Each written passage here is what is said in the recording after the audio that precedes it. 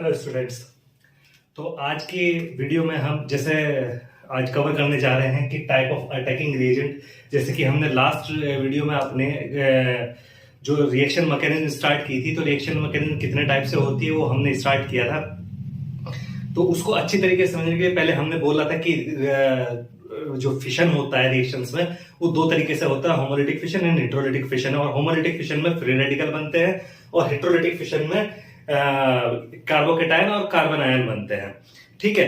अब जब तो ये हमारा जो एक सबस्ट्रेट था, सबस्ट्रेट कैसे उसमें टूट रहा है रिएक्शन में, ये हमने बताया था। लेकिन एक पर्टिकुलर दूसरा पार्ट भी था जो था कि हमारा अटैकिंग रिएजेंट। किसी भी एक रिएक्शन में अगर कोई रिएक्शन होती है, अगर कोई reaction A plus B is equal to C बन रहा है, तो अगर हम इसको सबस्ट्रेट मान के चलेंगे तो ये हमारा हो जाएगा अटैकिंग रिएजेंट। ठीक है। तो अटैकिंग रिएजेंट जो अटैक करता है एक सबस्ट्रेट दूसरे सबस्ट्रेट पर, अटैकिंग रिएजेंट। तो अटैकिंग रिएजेंट भी तीन तरह के होते हैं। तो एक होता है फ्री रेडिकल, दूसरा इलेक्ट्रोफाइल, तीसरा न्यूक्लियोफाइल। अब फ्री रेडिकल के बारे में हम लास्ट वीडियो में डिस्कशन कर चुके हैं अच्छी तरीके से। अब इलेक्ट्रोफाइल और न्यूक्लियोफाइल का इस वीडियो में हम डिस्कशन करेंगे। तो इलेक्ट्रोफाइल और न्यूक्लियोफाइल होते क्या है, सबसे पहली चीज तो ये समझने की, आपको नाम से काफी समझ में आएगा। इलेक्ट्रो और फाइल फिलिक, इलेक्ट्रोफिलिक। तो फिलिक का मतलब होता है बेटा लविंग। ठीक है। फाइल का मतलब होता है लविंग। और इलेक्ट्रो मींस इलेक्ट्रॉन। इलेक्ट्रो की अगर बात होगी तो इलेक्ट्रॉन, यानी कि जो इलेक्ट्रॉन को लव करे, इलेक्ट्रॉन की तरफ अट्रैक्ट हो। ठीक है। लव से मतलब यहां पे अट्रैक्ट है। और न्यूक्लियो मींस न्यूक्लियस, न्यूक्लियस। और किसी भी एटम के न्यूक्लियस में क्या रहता है, पॉजिटिव चार्ज। तो न्यूक्लियस की तरफ अट्रैक्ट हो। और भैया opposite charge attracts each other, opposite charge जो है वो एक दूसरे को अट्रैक्ट करता है। तो न्यूक्लियस लविंग न्यूक्लियोफाइल हो गया। तो ये पॉजिटिव चार्ज की तरफ अट्रैक्ट हो रहा है, इट मींस इसके पास क्या है, नेगेटिव चार्ज है। मैं कंपैरेटिव एक चीज बनाए, कंपैरेटिव चार्ट बनाया है, इसको आप अच्छे से समझिए कि nucleophile nucleus loving, electrophile electron loving. ठीक है। तो इलेक्ट्रोफाइल इलेक्ट्रॉन लविंग है और न्यूक्लियोफाइल न्यूक्लियस लविंग है। न्यूक्लियस के पास पॉजिटिव चार्ज होता है और पॉजिटिव चार्ज को पॉजिटिव चार्ज किसको अट्रैक्ट करेगा अपनी तरफ, नेगेटिवली चार्ज मॉइटी को। तो ये नेगेटिवली चार्ज न्यूक्लियोफाइल जो होते हैं नेगेटिवली चार्ज स्पीसीज होती है। इसी तरह इलेक्ट्रोफाइल, इलेक्ट्रॉन पे क्या होता है, नेगेटिव चार्ज होता है इलेक्ट्रॉन के ऊपर। जब नेगेटिव चार्ज की तरफ कोई चीज सबसेट अट्रैक्ट हो रहा है तो वो पॉजिटिवली चार्ज होगा। तो ये पॉजिटिवली चार्ज होते हैं, पॉजिटिवली चार्ज स्पीसीज होती है। दूसरी चीज क्या आ जाती है, अब नेगेटिव चार्ज कब आएगा, जब उसमें अनशेयर्ड इलेक्ट्रॉन रहेंगे, एक्स्ट्रा इलेक्ट्रॉन रहेंगे। तो यहां पे अनशेयर्ड इलेक्ट्रॉन या लोन पेयर, एलपी किसको बोलते हैं, लोन पेयर। ठीक है। लोन पेयर जो कहीं रिएक्ट नहीं किया, वो लोन पेयर ऑफ इलेक्ट्रॉन इसके अंदर होता है। किसके अंदर, न्यूक्लियोफाइल के अंदर। वहीं हमारा इसमें डेफिशिएंट ऑफ इलेक्ट्रॉन होता है, इसमें इलेक्ट्रॉन की कमी होती है। भैया जब अगर न्यूक्लियस में प्रोटॉन और जो आपके आउटर मोस्ट शेल है और वैलेंस शेल है, या जो उसके चारों तरफ जो सराउंडिंग में इलेक्ट्रॉन्स है, उनका नंबर अगर इक्वल हो जाएगा तो मॉइटी न्यूट्रल हो जाएगी, वहां पर कोई चार्ज नहीं रहेगा। लेकिन अगर इलेक्ट्रॉन की कमी रहेगी तो वहां पर पॉजिटिव चार्ज रहेगा। तो इसलिए डेफिशिएंट होते हैं, इलेक्ट्रॉन की कमी इनमें होती है। वैलेंस शेल में सेक्सट्रेट, मैंने लास्ट टाइम भी बताया था, जहां पर 6 इलेक्ट्रॉन हो उसको क्या बोलते हैं, सेक्सट्रेट। तो 6 इलेक्ट्रॉन इसके वैलेंस शेल में होते हैं, यानी कि आउटर मोस्ट शेल में, जहां इसकी रिएक्शन होती है। अब क्या है, क्योंकि इसके पास इलेक्ट्रॉन की कमी है तो ये इलेक्ट्रॉन को एक्सेप्ट कर सकता है। ठीक है। ये इलेक्ट्रॉन को एक्सेप्ट कर सकता है और इसके पास एक्सेस पेयर ऑफ इलेक्ट्रॉन है तो ये इलेक्ट्रॉन डोनेट कर सकता है। ठीक है। ये इनमें इनका डिफरेंस है। अब ये क्या है, लुईस एसिड की तरह बिहेव करता है। लुईस एसिड में भी क्या होता है, और वैलेंस शेल में 6 इलेक्ट्रॉन होते हैं, पॉजिटिवली चार्ज होता है, तो वो लुईस एसिड की तरह बिहेव करता है। ये लुईस बेस की तरह, इसका अपोजिट है न्यूक्लियोफाइल। न्यूक्लियोफाइल कैसे बिहेव करता है, लुईस बेस की तरह। जैसे मैंने पहले बताया, नेगेटिवली चार्ज स्पीसीज न्यूक्लियोफाइल, जैसे hydroxide ion, cyanide ion, fluoride ion etcetera, ये एग्जांपल हो गए। Sodium ion, carbocation, sodium ion, calcium 2 positive ion, ammonium ion, ये क्या हो गए, पॉजिटिवली चार्ज स्पीसीज है, तो ये इलेक्ट्रोफाइल हो गए। ठीक है। तो ये इस तरीके से आपको समझ में आ गया होगा, जो अटैकिंग रिएजेंट है हमारे, वो फ्री रेडिकल भी हो सकते हैं, इलेक्ट्रोफाइल भी हो सकते हैं, न्यूक्लियोफाइल भी हो सकते हैं। तो इन्हीं के बेसिस पे आगे जो आती है कि किस तरह की रिएक्शन हो रही है, इन 3 बेसिस पे। और जो मैंने सबस्ट्रेट का फिशन समझाया था, homolytic and heterolytic, in 2 factors को कंबाइन करके हम निकालते हैं कि हमारी रिएक्शन कितने टाइप की होती है। तो अब नेक्स्ट हम जाएंगे टाइप ऑफ रिएक्शंस पर।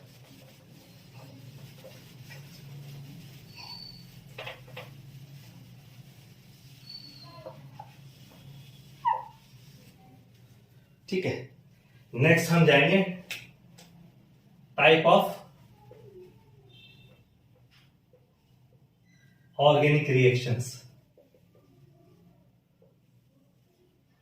ठीक है, मैं वन बाय वन करके लूंगा। टाइप ऑफ ऑर्गेनिक रिएक्शन होती तो बहुत सारी, 6 तरह की होती हैं ऑर्गेनिक रिएक्शन। नंबर 1 आपकी सब्स्टिट्यूशन रिएक्शन, उसमें भी 2 टाइप की होती है। अगर न्यूक्लियोफाइल अटैक कर रहा है तो न्यूक्लियोफिलिक सब्स्टिट्यूशन, और अगर इलेक्ट्रोफाइल अटैक कर रहा है तो इलेक्ट्रोफिलिक सब्स्टिट्यूशन। दूसरे नंबर पे आती है एडिशन रिएक्शन। वहां पर एडिशन, जब किसी सबस्ट्रेट के अंदर कोई दूसरा एटम ऐड होके कोई नया एटम बनाए तो वो एडिशन रिएक्शन कहलाती है। तीसरी होती है एलिमिनेशन रिएक्शन। एलिमिनेशन रिएक्शन क्या होती है? कुछ निकल रहा है, नाम से ही पता चल रहा होगा कि कुछ निकल रहा है, सबस्ट्रेट के अंदर से कुछ निकल के प्रोडक्ट बनता है, तो वो ऐसी एलिमिनेशन रिएक्शन होती है। और ये भी 3 टाइप की होती है। अल्फा एलिमिनेशन, यानी कि अगर सेम ही कार्बन एटम से या सेम ही एटम से, किसी सबस्ट्रेट के सेम एटम से किसी दूसरे एटम्स का एलिमिनेशन हो जाए तो उसे अल्फा एलिमिनेशन। अगर एडजेसेंट एटम्स से एलिमिनेशन हो, यानी कि इधर एक कार्बन और इधर वाले कार्बन दोनों से मिलाकर अगर कुछ निकल गया तो वो बीटा एलिमिनेशन। और अगर एक कार्बन छोड़ के तीसरे कार्बन से या तीसरे एटम से एलिमिनेशन हो रहा हो, atom first and atom third से एलिमिनेशन हो रहा हो, जहां पर रिएक्टिव साइट के अकॉर्डिंग हम बात कर रहे हैं कि एटम फर्स्ट एटम थर्ड से एलिमिनेशन हो रहा है, तो उस तरह की रिएक्शंस एलिमिनेशन रिएक्शन, और वो गामा एलिमिनेशन कहलाता है। फोर्थ जो होता है रीअरेंजमेंट, यानी कि इटसेल्फ मॉलिक्यूल के अंदर कुछ रीअरेंज हो गया, एक फंक्शनल ग्रुप कहीं से हटके दूसरी जगह लग गया, मोर स्टेबल कॉन्फ़िगरेशन में चला गया, तो ऐसी रिएक्शन कहलाती है रीअरेंजमेंट रिएक्शन।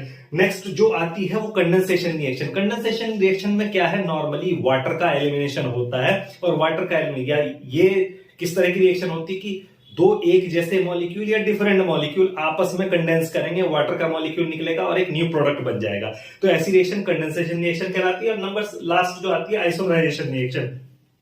कोई पर्टिकुलर आइसोमर लाइट की प्रेजेंस में क्या हो जाए, दूसरे आइसोमर में कन्वर्ट हो जाए, तो ऐसी रिएक्शन क्या कहलाती है? Isomerization reaction. तो अब हम इनको 1 बाय 1 लेंगे। सब्स्टिट्यूशन रिएक्शन, सबसे पहले हम क्या पढ़ते हैं, मैं सभी रिएक्शंस को एक साइड में लिख देता हूं, देन उसके बाद हम 1 बाय 1 लेंगे। पहली होती है substitution reaction,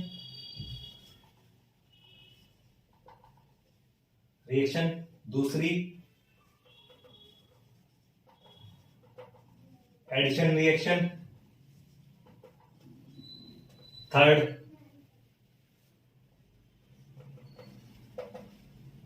elimination reaction,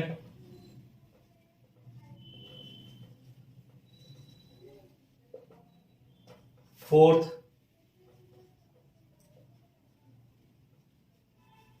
rearrangement reaction,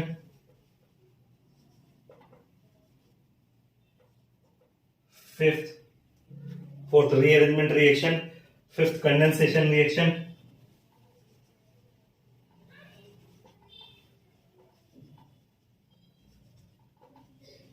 और सिक्स्थ जो मैंने लास्ट में बताई आइसोमराइजेशन रिएक्शन।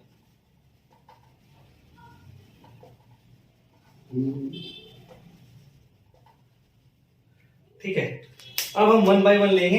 1 बाय 1 में क्या है, हम सबसे पहले लेते हैं सब्स्टिट्यूशन रिएक्शन। ठीक है, सब्स्टिट्यूशन रिएक्शन जैसे कि आपको नाम से ही पता चल रहा है कि किसी एक सबस्ट्रेट में किसी दूसरे सबस्ट्रेट से कोई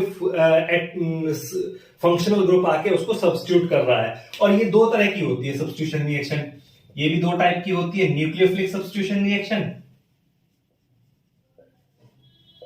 न्यूक्लियोफिलिक सब्स्टिट्यूशन रिएक्शन, ठीक है, और सेकंड होती है इलेक्ट्रोफिलिक सब्स्टिट्यूशन रिएक्शन।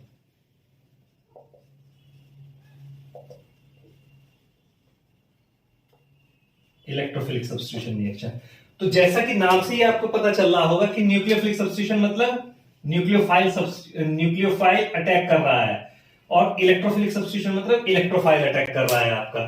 तो जो जब इलेक्ट्रोफिलिक सब्स्टिट्यूशन होगा तो पॉजिटिव मोइटी अटैक करेगी सबस्ट्रेट के ऊपर, पॉजिटिवली चार्ज मोइटी, और न्यूक्लियोफिलिक सब्स्टिट्यूशन होगा तो नेगेटिवली चार्ज मोइटी अटैक करेगी उसके ऊपर। तो मैं न्यूक्लियोफिलिक सब्स्टिट्यूशन रिएक्शन का एक एग्जांपल लेता हूं। एग्जांपल, ठीक है, आपका methyl bromide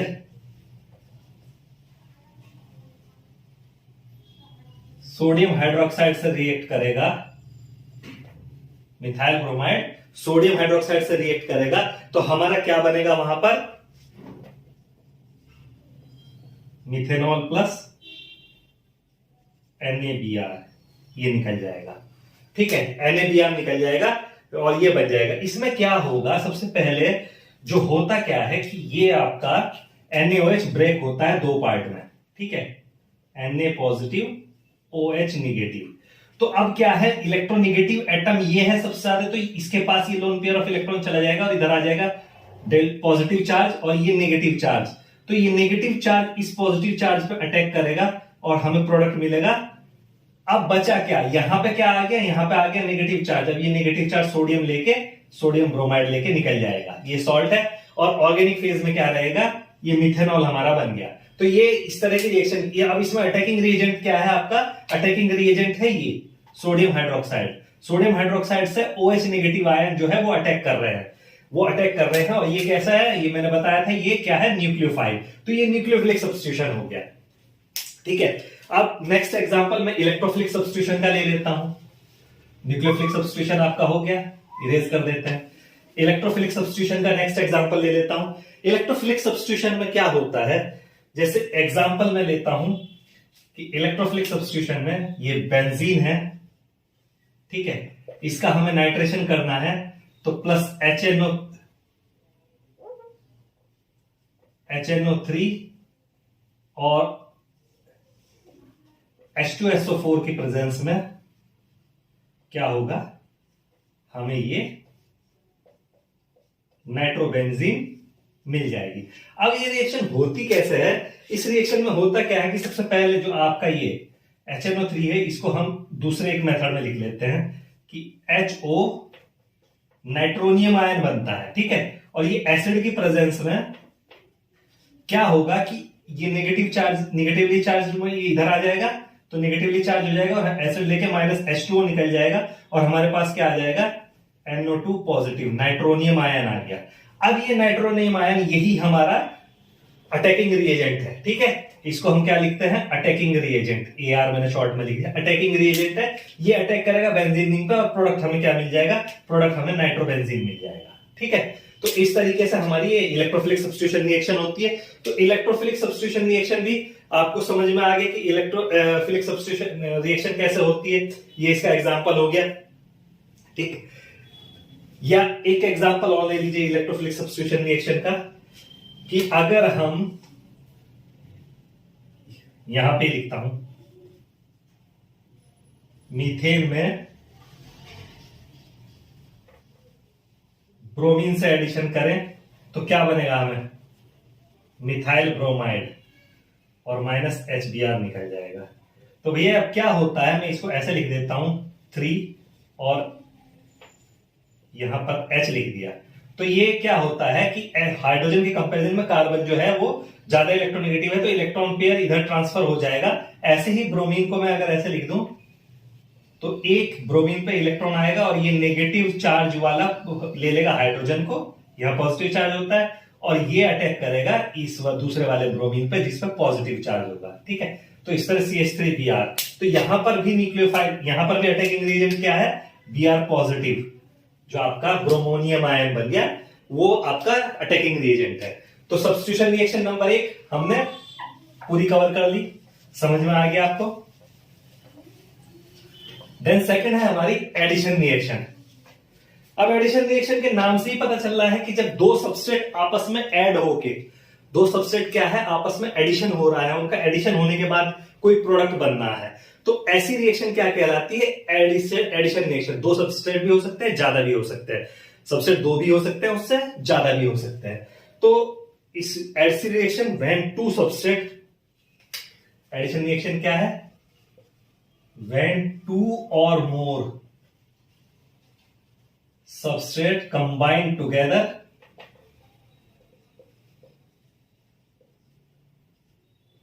to form product।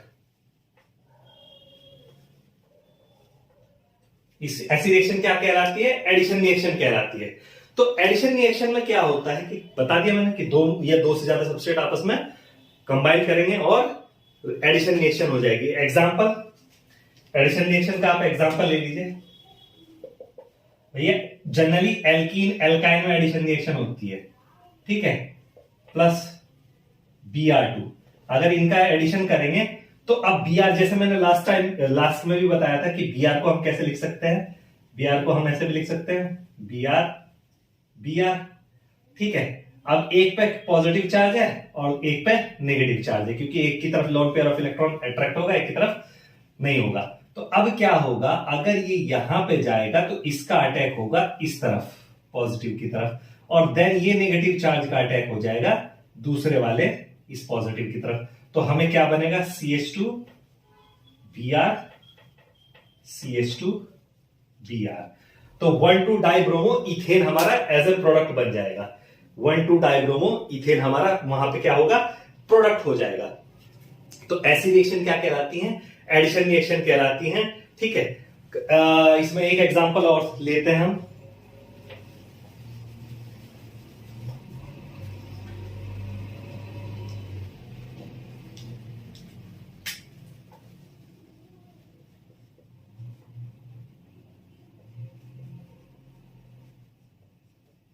HBr। अब यहां पे तो बिल्कुल क्लियर है कि HBr क्या है, H पॉजिटिव होता है और Br नेगेटिव होता है, ठीक है।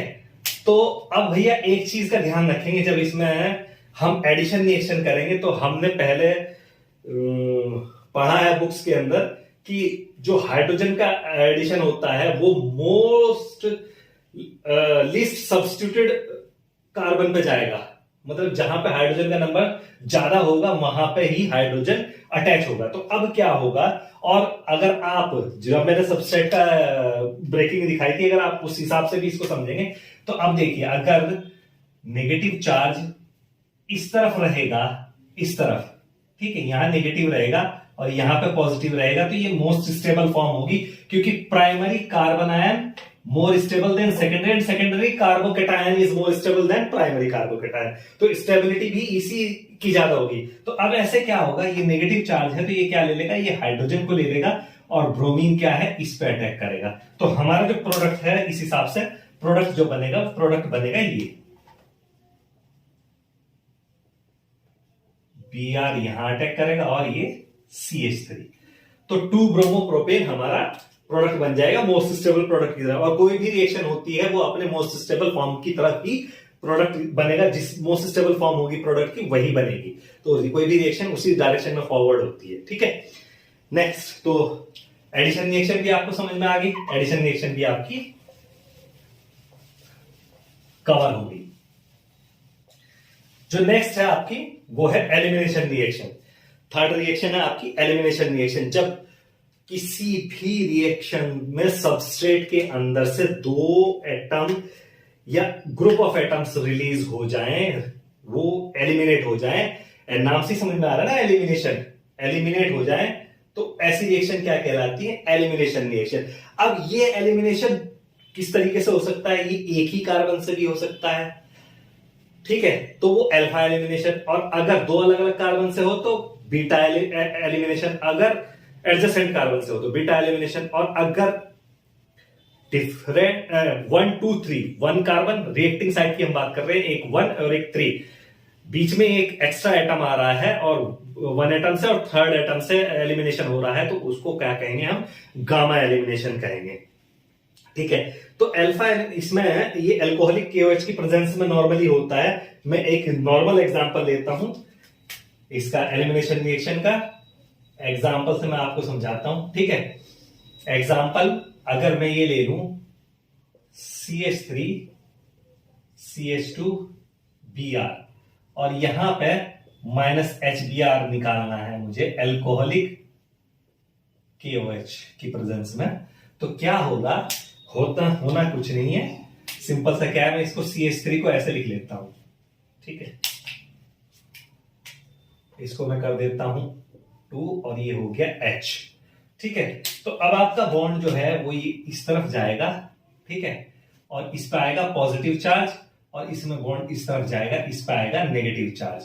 अब ये दोनों आपस में क्या कर लेंगे, कंबाइन करके निकल गया, और ये बॉन्ड का मूवमेंट जो अब ये नेगेटिव चार्ज यहां आया है, ये यहां ट्रांसफर हो जाएगा, और आपका जो है क्या हो जाएगा, प्रोडक्ट जो बनेगा, प्रोडक्ट बन जाएगा ये CH2 डबल बॉन्ड CH2, ये प्रोडक्ट बन जाएगा। और जैसा मैंने बताया था कि अगर एडजेसेंट कार्बन एटम से हो रहा है तो ये कहलाएगा बीटा एलिमिनेशन।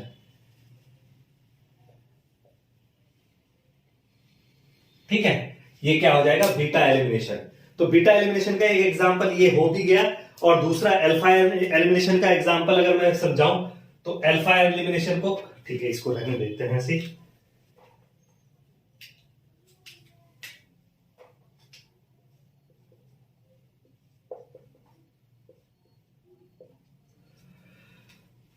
तो ये तीन तरह के होते हैं। First alpha elimination with example. Alpha elimination को समझिए कि अगर अल्फा एलिमिनेशन में मैं क्या ले लेता हूं एग्जांपल, R2CHCl। ठीक है, तो एल्कोहलिक KOH की प्रेजेंस में OH क्या है इसको ले लेगा और -H2 निकल जाएगा, तो यहां से क्या बनेगा, एल्कोहलिक KOH। ठीक है, तो R2 का मतलब दो डिफरेंट डिफरेंट R है। ठीक है, तो C, अब ये चार्ज यहां पे ट्रांसफर हो गया तो नेगेटिव चार्ज यहां आ गया, और Cl, अब नेगेटिव चार्ज ये यहां पे आएगा, इसके लोन पेयर ऑफ इलेक्ट्रॉन भी है इसके पास, तो ये क्या होगा, ये चार्ज लेके ये इधर जाएगा तो ये हो जाएगा बैलेंस, और ये चार्ज लेके निकल जाएगा तो क्या बन जाएगा हमारे पास, R2C फ्री रेडिकल। ठीक है, ये फ्री रेडिकल बन गया। और अल्फा एलिमिनेशन में क्या होता है, फ्री रेडिकल जनरेट होते हैं। अल्फा एलिमिनेशन में क्या होता है, फ्री रेडिकल जनरेट होते हैं, और ये इंटरमीडिएट की फॉर्म में जनरेट होते हैं। वो इतने रिएक्टिव होते हैं, जैसे ही इनको कोई सबस्ट्रेट मिलेगा रिएक्शन के लिए रिएक्शन कर लेंगे। तो अल्फा एलिमिनेशन ये हो गया। बीटा एलिमिनेशन मैंने आपको ऊपर बता दिया। सेकंड बीटा एलिमिनेशन का एग्जांपल ऊपर लिखा ही है। सेकंड क्या होता है, बीटा एलिमिनेशन, वो एग्जांपल ऊपर लिखा है। और थर्ड जो होता है आपका गामा एलिमिनेशन। अब गामा एलिमिनेशन का एग्जांपल क्या है, गामा एलिमिनेशन में आपका क्या रहेगा कि जो एडजेसेंट कार्बन है उससे नेक्स्ट कार्बन से, सपोज जैसे मैं ये ले लेता हूं कि ये कार्बन है, इस पे कोई ग्रुप जुड़ा है, एक कार्बन यहां है, इस पे भी कोई दो ग्रुप जुड़े हैं, और एक कार्बन यहां है, इस पे भी कोई दो ग्रुप जुड़े हैं। ठीक है, और यहां पर एक ब्रोमीन लगा है और यहां पर एक हाइड्रोजन लगा है। तो एलिमिनेशन क्या हो रहा है, यहां पे हो रहा है। अब इसमें क्या होगा कि ये यहां पे अटैक करेगा और ये Br लेके निकल जाएगा, और ये Br फर्दर HBr लेके निकल जाएगा, और हमारा जो प्रोडक्ट बनेगा, मैं प्रोडक्ट भी लिख देता हूं यहां पर, -HBr निकल गया हमारा, और प्रोडक्ट जो बना ये एक बॉन्ड यहां पे फॉर्मेशन हो जाएगी। तो साइक्लिक रिंग बन गया, साइक्लोप्रोपेन टाइप का रिंग बन गया सब्स्टिट्यूटेड। ठीक है, तो ये हमारा हो गया गामा एलिमिनेशन का एग्जांपल। बीटा एलिमिनेशन का एग्जांपल ये एडजेसेंट पोजीशन पे, बीटा एलिमिनेशन का एग्जांपल ये हो गया। ठीक है, तो ये आपको समझ में आ गया होगा कि एलिमिनेशन रिएक्शन क्या होती है। ठीक है, फिर एलिमिनेशन रिएक्शन के बाद हम नेक्स्ट चलेंगे जो हमारा है एलिमिनेशन रिएक्शन के बाद, एलिमिनेशन रिएक्शन सब कवर हो गई हमारी। अब इसके बाद हम जाएंगे नेक्स्ट रीअरेंजमेंट रिएक्शन पे।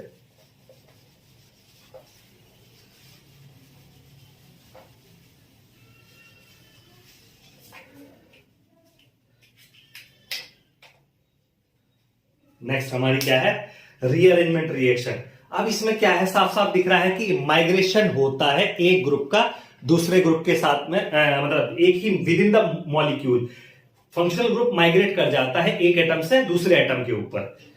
माइग्रेशन ऑफ रीअरेंजमेंट रिएक्शन क्या है, इन्वॉल्व्स, इनमें क्या होता है, involves migration of any functional group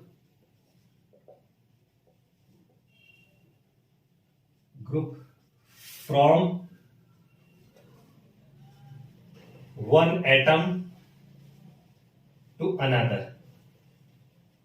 ठीक है, तो अब वो रीअरेंज हुआ। रीअरेंज क्यों हुआ, वो रीअरेंज इसलिए हुआ क्योंकि उसको क्या करना था, अपनी मोस्ट स्टेबल फॉर्म अटेन करनी थी।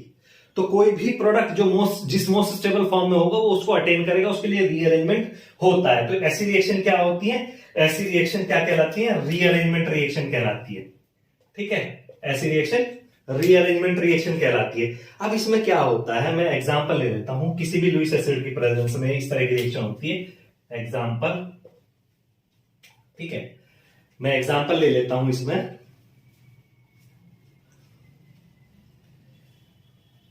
ठीक,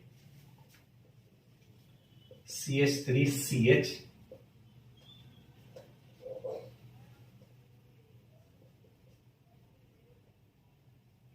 CH2 CH3 और AlCl3 की प्रेजेंस में जो प्रोडक्ट बनता है वो CH3CH CH3 CH3 ऐसे। तो इसमें क्या होता है, इसमें आपका क्या है, इसको मैं ऐसे लिखता हूं CH3CHH और CH2CH3। अब क्या होगा कि ये लोन पेयर यहां पे अटैक करेंगे, ठीक है, तो इसमें जो रीअरेंजमेंट होगा वो जो आपका हाइड्राइड है इसकी शिफ्टिंग हो रही है। ठीक है, जो आपका ये हाइड्राइड निकलेगा ये शिफ्ट होगा, कहां पे, यहां पे शिफ्ट होगा। ठीक है, तो ये ऐसे हाइड्राइड निकलेगा और देन ये नेगेटिव चार्ज के साथ यहां पे अटैक करेगा, तो ये नेगेटिव चार्ज लेके निकल जाएगा। तो अब ये मिथाइल ग्रुप वापस इस पे अटैक करेगा, तो फर्दर हमें रीअरेंजमेंट होके क्या मिलेगा, CH3CH CH3 और CH3।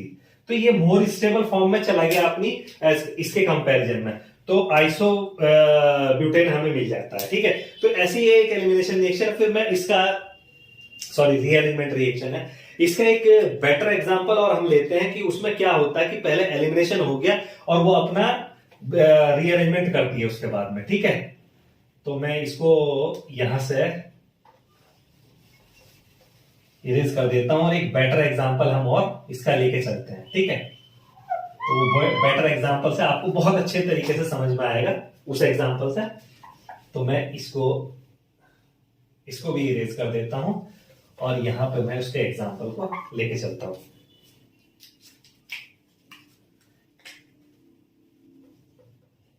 CH3 C CH3 CH3 CH2 OH। तो इसमें हमने क्या किया कि पहले एसिड की प्रेजेंस में जो भी एसिड है H3O पॉजिटिव, तो वो H यहां पे अटैक करेगा, तो हमें क्या मिलेगा, CH3 C CH3 CH3 CH2 OH H। ये H यहां पे अटैक किया, तो यहां पे क्या आ गया, यहां पे हमारा आ गया पॉजिटिव चार्ज। अब इस पॉजिटिव चार्ज को बैलेंस करने के लिए बॉन्ड यहां माइग्रेट करेगा और वाटर लेके ये निकल जाएगा। ठीक है, तो यहां पे हमारा क्या निकल गया, -H2O हमने निकाल दिया, वो हमारा निकल गया। तो अब हमारे पास क्या आया, अब ये पॉजिटिव चार्ज फिर क्या हो जाएगा, ये इस तरफ चला आएगा।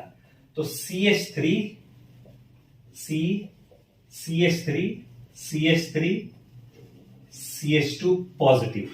ठीक है, तो ये भैया पॉजिटिव चार्ज है। अब आप अगर देखो, आप इस चीज को समझो कि प्राइमरी कार्बोकेटायन बनना है जो कि लीस्ट स्टेबल होता है, अगर ये चार्ज यहां ट्रांसफर हो, ठीक है, ये चार्ज अगर यहां पे ट्रांसफर हो तो किस फॉर्म में ट्रांसफर होगा कि भैया चलो ये चार्ज हमारा, तो ये बॉन्ड ये इलेक्ट्रॉन यहां ट्रांसफर होंगे तो चार्ज कहां जाएगा, इस कार्बन पे आ जाएगा।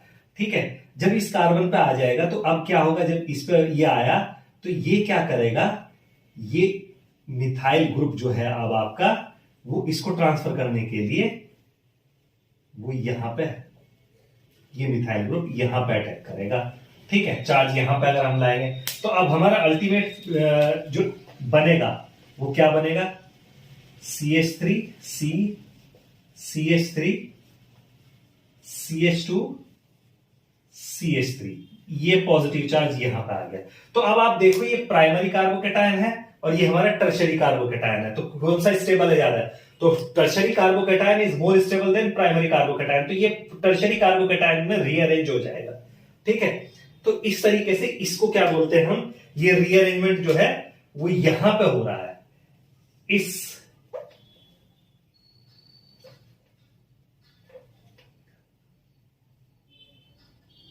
इतने पार्ट में आपका ये रीअरेंजमेंट हो रहा है। ठीक है, तो ये रीअरेंजमेंट, यहां पे ये जो एरो दिखाया हमने, ये रीअरेंजमेंट रिएक्शन का एरो है।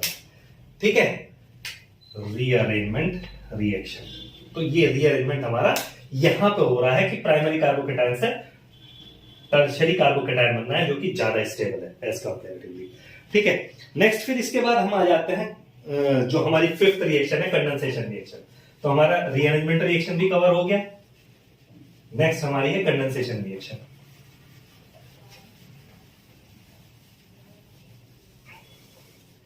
कंडेंसेशन रिएक्शन में मैंने क्या बताया था कि जब दो सिमिलर मॉलिक्यूल या डिफरेंट मॉलिक्यूल आपस में कंबाइन होके और वाटर का मॉलिक्यूल एलिमिनेट करे या ना भी करे, तो कंबाइन होके एक नया प्रोडक्ट बनाए, वो क्या कहलाते हैं, वो कंडेंसेशन रिएक्शन कहलाती है। नॉर्मली वाटर निकलता ही है ज्यादातर कंडेंसेशन रिएक्शन में। ठीक है, when two similar different molecule reacts to form a compound with or without eliminating water। ठीक है, तो वो क्या कहलाती है, कंडेंसेशन रिएक्शन कहलाती है। एग्जांपल या condensation reaction, example condensation reaction का, जैसे 2CH3CHO एल्डिहाइड के, हम इसे कैसे भी लिख सकते हैं, हम ऐसे भी लिख सकते हैं इसको,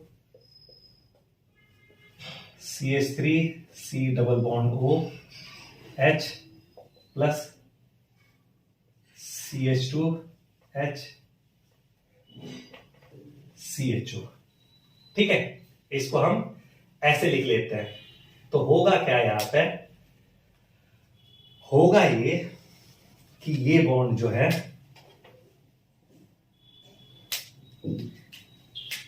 ये इलेक्ट्रॉन यहां ट्रांसफर होंगे और इसमें इलेक्ट्रॉन यहां ट्रांसफर होंगे, नेगेटिव चार्ज यहां आया, नेगेटिव चार्ज यहां पे आया। तो अब क्या होगा, ये नेगेटिव चार्ज इस पे कंपैरेटिवली पॉजिटिव चार्ज है, तो ये यहां पे अटैक करेगा, और इस पे कंपैरेटिवली पॉजिटिव चार्ज है, तो ये उसके पास जाएगा। ये कहां चला जाएगा, ये इसके पास आ जाएगा। ठीक है, तो क्या बन गया आपका, क्या बन जाएगा आपका, कंडेंस होके प्रोडक्ट जो बनेगा CH3COH CH2CH2, ये हो गया आपका कंडेंसेशन प्रोडक्ट। ये कंडेंसेशन हो गया। अब यहां पे एलिमिनेशन भी होता है, बीटा एलिमिनेशन, जो मैंने आपको बताया था कि बीटा एलिमिनेशन यहां पे होगा। अब बीटा एलिमिनेशन कैसे होगा, वो एसिड की प्रेजेंस में, ये मैं अलग कलर से दिखा रहा हूं। इसको अगर मैं ऐसे लिख दूं, ठीक है, CH और H, ठीक है, कोई फर्क नहीं पड़ेगा। तो एसिड की प्रेजेंस में H3O पॉजिटिव, एसिड की प्रेजेंस में क्या होगा, इसका क्या बन जाएगा,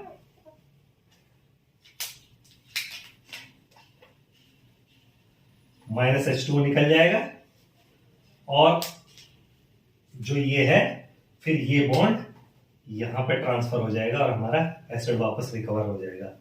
ठीक है, तो यहां पे क्या बन जाएगा, CH3CH डबल बॉन्ड CHCHO। तो यहां पे पहले तो कंडेंसेशन रिएक्शन हुई, वाटर मॉलिक्यूल नहीं निकला, फिर एलिमिनेशन हुआ तो वाटर मॉलिक्यूल भी निकल गया। ये हमारा क्या बन गया, अनसैचुरेटेड एल्डिहाइड। ठीक है, और ये इसको बोलते हैं चालकोन टाइप। ठीक है, ये चालकोन, सॉरी, ये है। तो आपकी कंडेंसेशन रिएक्शन भी इसमें आ गई। नेक्स्ट आपका जो मैंने आइसोमराइजेशन रिएक्शन बताया था, आइसोमराइजेशन रिएक्शन कुछ नहीं, सिंपल है कि एक आइसोमर दूसरे आइसोमर में कन्वर्ट हो जाए इन प्रेजेंस ऑफ फोटोन या लाइट। जब आपका एक आइसोमर दूसरे आइसोमर में कन्वर्ट हो सकता हो, तो उसको हम क्या कहते हैं, आइसोमराइजेशन रिएक्शन कहते हैं। जैसे आपका ये CH3 CH double bond C CH3H, ये क्या है, ट्रांसट्यूब्यूटीन।